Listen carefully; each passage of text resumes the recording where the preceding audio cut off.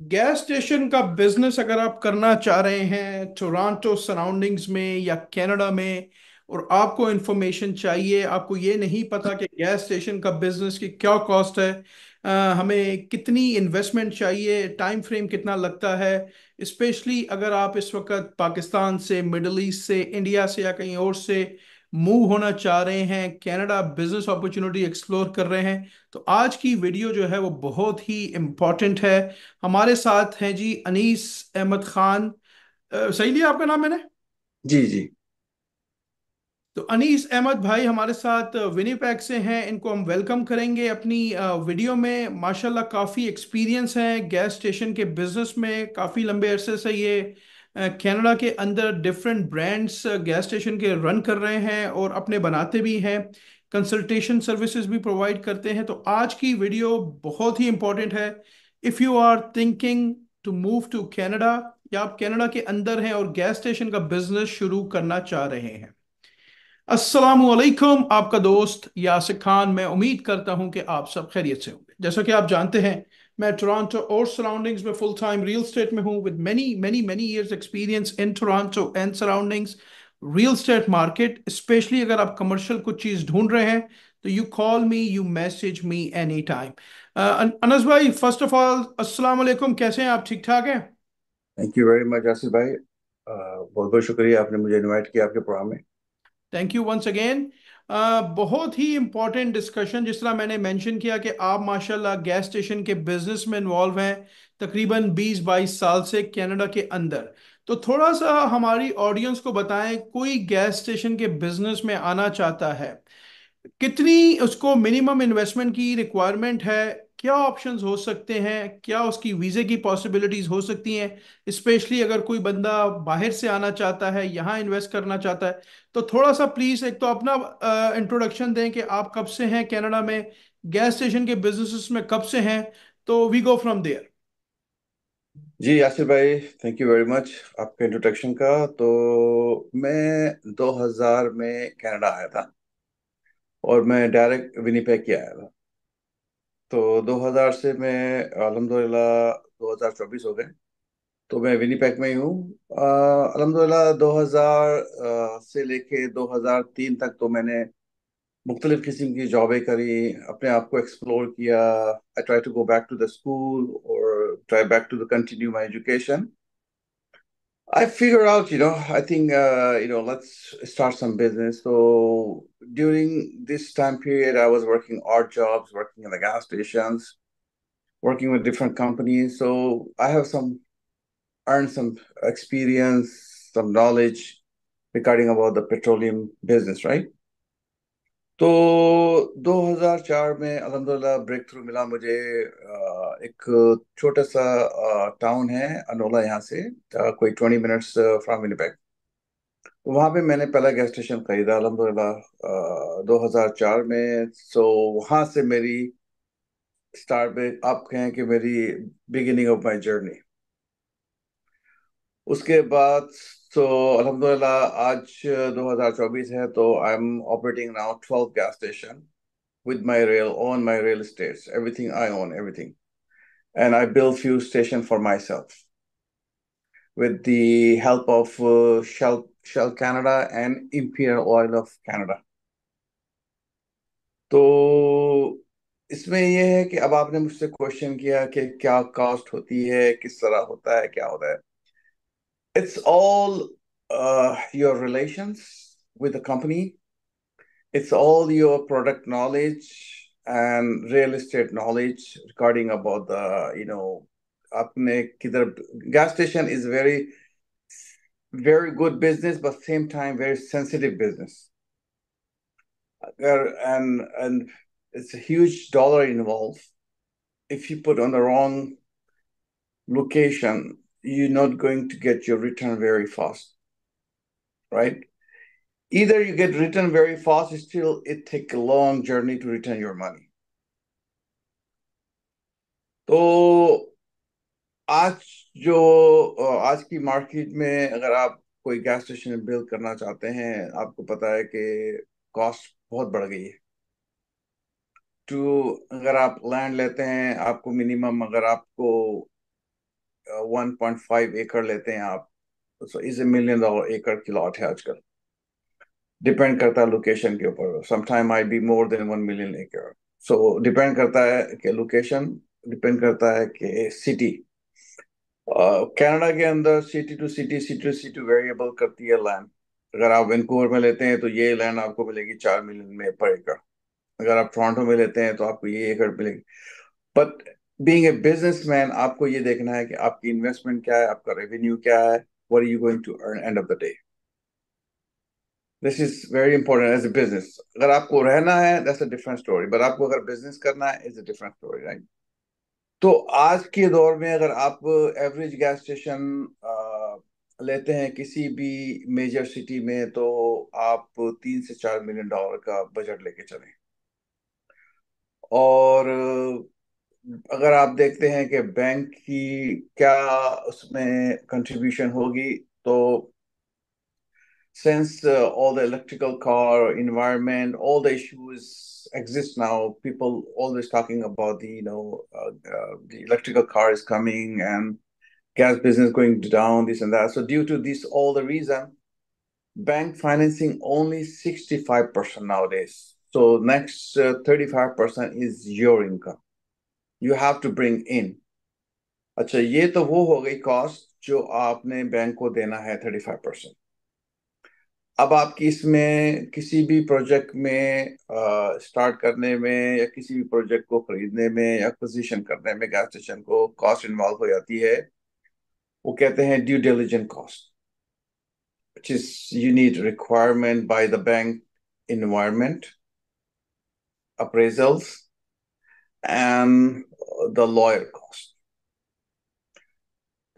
इन तीनों को अगर आप मिक्स करें तो ये बन जाती है तकरीबन अराउंड $50,000+। ये भी आपको जहन में रखना है डाउन पेमेंट के अलावा। तो ये कॉस्ट आपकी आज के दिन, आप अगर गैस स्टेशन लेते हैं तो ये आप लेके चलें। हाँ, और अगर आप किसी छोटे से आउटसाइड द सिटी, किसी छोटे से टाउन में जाके लेते हैं, then it's might be we talking about different numbers, but then different volume, different business, different game. तो ये है गैस स्टेशन आज के एज ए करंट सिनेरियो में, अगर आप खरीदना चाहते हैं या लेना चाहते हैं किसी मेजर सिटीज के अंदर। बाकी तो opportunities is always there for small budget, big budget, depend करता है कि आप करना क्या चाहते ठीक हो गया। तो जैसे कि अनस भाई ने मेंशन किया कि रफली जो कॉस्ट है वो 3.5 मिलियन। अच्छा, ये जो $3.5 मिलियन है, this one including the land and everything, right? It's just like a turn की ऑपरेशन। हैं। Yes, it's including your land, your equipment, everything is belong to you except you're between contract between major company. That company will provide you some funds also to build your gas station। ठीक हो गया। तो 3.5 million somewhere एक number है। Again, जिस तरह आप mention किया अनस भाई ने कि ये सिटी टू सिटी वेरीज कर सकता है। Toronto is a different price, main city की बात हो रही है, Vancouver is a different price. Again, Winnipeg अगर मेन सिटी में है तो इज अ डिफरेंट प्राइस। ठीक हो गया। अच्छा, इसमें अगर आप कोई बंदा फॉर एग्जांपल बाहर से आना चाहता है, क्या उसके पास ये अपॉर्चुनिटीज हैं कि अगर उसके पास फॉर एग्जांपल 2-3 लाख डॉलर या $4 लाख हैं, तो क्या वो किसी के साथ पार्टनरशिप करके कुछ पॉसिबिलिटीज कर सकता है, अपना जो बिजनेस वीजा है उसको वो कर सकता है एस्टेब्लिश? देखिए, इसके अंदर ना different province, different rule apply करते हैं। मिसाल के तौर पे Manitoba is very flexible, so compared to Vancouver, any major province like a Calgary, Ontario. So Manitoba, I think, very flexible for the business immigration, and they're always looking people for as a business immigration. तो उसमें इनकी जो policy है, मेरे को जहाँ तक मेरी नॉलेज में है, मुझे I am not the immigration consultant और अपडेट मेरे पास नहीं होती। यू हैव टू हैव 33% का आपको पार्टनरशिप होनी चाहिए किसी भी एग्जिस्टिंग बिजनेस के अंदर टू बी ए पार्टनर और to be immigrants in Canada. ठीक है, बिल्कुल ठीक है। क्योंकि मेरी अंडरस्टैंडिंग है रफली जो पैसे आपको चाहिए, समवेयर यू नीड 200,000 प्लस। $250,000 का अगर आप बिजनेस लेते हैं विनीपेग के अंदर। 250,000, ओके, फेयर इनफ। जी। तो आपको आज के दिन आप एलिजिबल होते हैं अप्लाई करने के लिए मैनिटोबा के अंदर। लेकिन आपको एक जहन में बात जरूर रखनी है कि आज की इकोनॉमी में $250,000 is take you nowhere for any major business. ठीक है, बिल्कुल ठीक हो गया। तो अगर फॉर एग्जाम्पल कोई बंदा जिसके पास चलें भाई $250,000 तो बेसिक रिक्वायरमेंट है इन विनिपेग। जिस तरह आपने मेंशन किया कि 250,000 का आप कुछ कर नहीं सकते टेक्निकली। तो फॉर एग्जाम्पल अगर किसी के पास गिव एंड टेक $500,000 हैं या थोड़े से ज्यादा पैसे हैं, तो can he become some partners with anybody like you, और किसी के साथ वो पार्टनरशिप कर सकते हैं? Of course there is a loss of opportunities is there. अगर कोई एग्जिस्टिंग बिजनेस में पार्टनर बनता है या एग्जिस्टिंग बिजनेस के अंदर ज्वाइन करता है, एक तो सबसे बड़ी पॉजिटिव जो चीज है वो ये है कि उस बिजनेस का ऑनर के पास जितने टाइम से वो ऑन करता है उसके पास ट्रैक होता है। मिसाल के तौर पे मेरे बिजनेसेस हैं, मेरे पास 10 साल का ट्रैक है। I no this business is very profitable. तो सबसे पहले तो उसको ये गारंटी मिल जाती है कि यार मेरा पैसा सिक्योर है। अच्छा, दूसरी इसको सबसे बड़ी गारंटी ये मिलती है कि ये जो बिजनेस है इसकी जो वैल्यू है, जो इसका अप्रेजल है, he is buying based on appraisal and is a genuine value of this business. It's not आप कोई रेंडमली आप उसको नहीं कह रहे कि मुझे इतने पैसे इस बिजनेस के दे दो या मुझे वो दे दो। आप उसको कहते हो कि भाई ये अप्रेजल है, ये वैल्यू है, this is the business, this is what you buying share.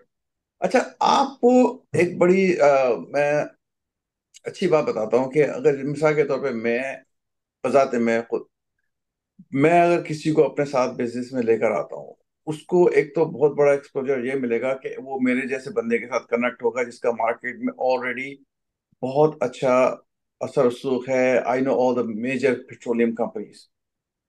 तो ग्रोथ के बहुत बड़े चांस हैं, आगे बढ़ने के बहुत बड़े चांस हैं, क्योंकि I am buying looking new opportunities. Even I'm not looking, but major companies coming and asking me, and if you are interested to moving and building the new sites and new locations, always, right? So it's एक तो ये भी बड़ा अच्छा benefit है। दूसरा बड़ा benefit ये है कि डे टू डे जो बिजनेस होता है, I am not involving, right? I have a full team who looking after the businesses. So the person who joined me as a partner maybe has a better opportunities to become a site manager or site, operation manager, and earn very decent money. And meantime, same time, he's all as a company owner. He has a might be, like a more opportunities to learn and make it more profitable this business. ठीक हो गया। अच्छा, इसमें अनस भाई थोड़ा सा कुछ profit का मार्जिन, कुछ नंबर्स थोड़े से शेयर करेंगे कि for ji ji ji example अगर एक बंदा हम अज्यूम कर लेते हैं कि पूरा खरीदता है $3.5 मिलियन का, जी जी जी और उसमें बैंक्स वगैरह भी इन्वॉल्व हैं, राइट? फॉर जी एग्जांपल जी वो अपना तरफ से वो $1 मिलियन गिव एंड टेक या 1.5 वो डाउन करते हैं। तो जी जी। प्रॉफिट मार्जिन इसमें क्या है at the end? What kind of numbers we talking, कि क्या उसमें परसेंटेज है एक? देखें, अगर अगर आप कोई बिजनेस लेते हैं, उसके आप $3.5 मिलियन पे करते हैं, तो ऑफ कोर्स उसमें प्रॉफिट तो होना चाहिए। तो कोई भी 3.5 मिलियन डाल के ऐसे तो उठा के नहीं दे देगा ना किसी को।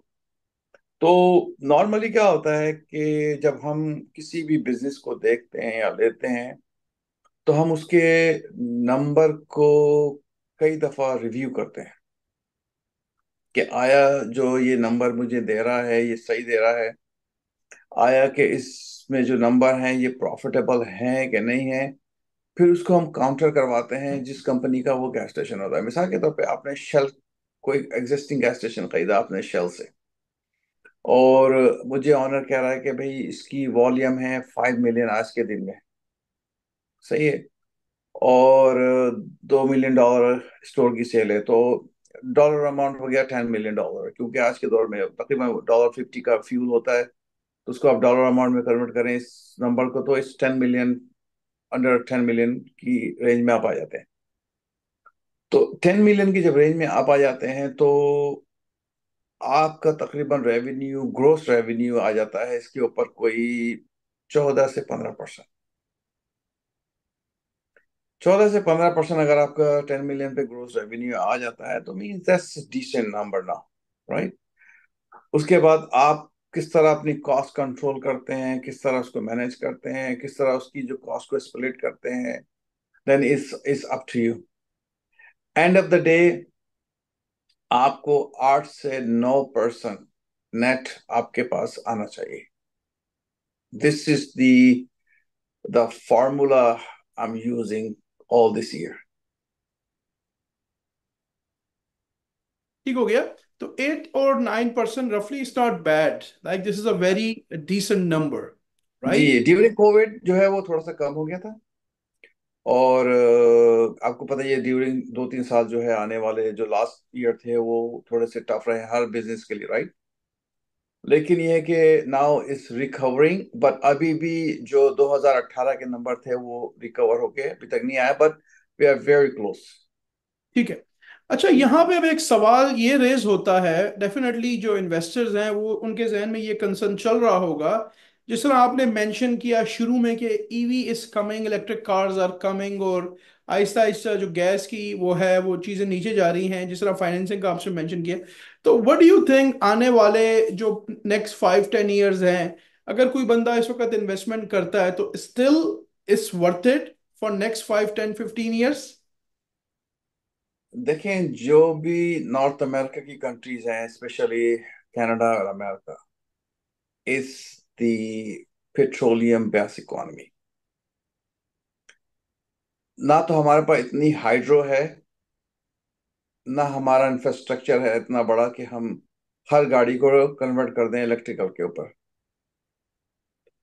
तो मुझे नहीं लगता कि next 20-30 years this business going anywhere, क्योंकि जो शेल हो गया या पार्कलैंड हो गया या इंपीरियल ऑयल एसो हो गया, they constantly building the new locations, they investing 100 sites every year.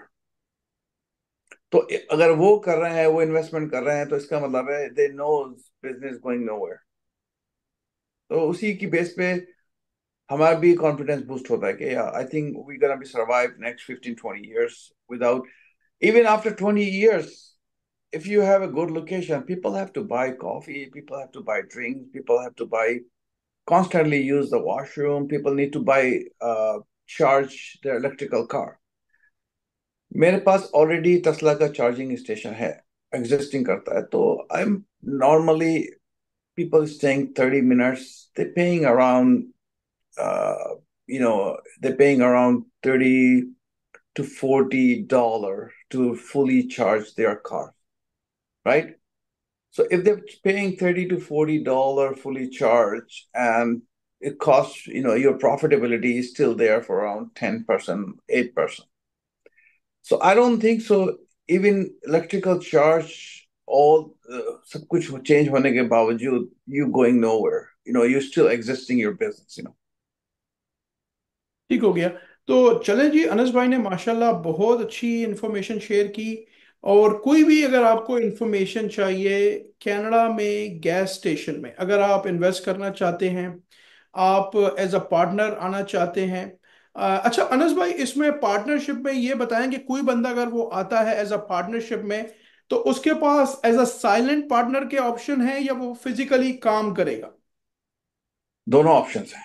Okay, ठीक हो गया। I'm always looking good people in my team.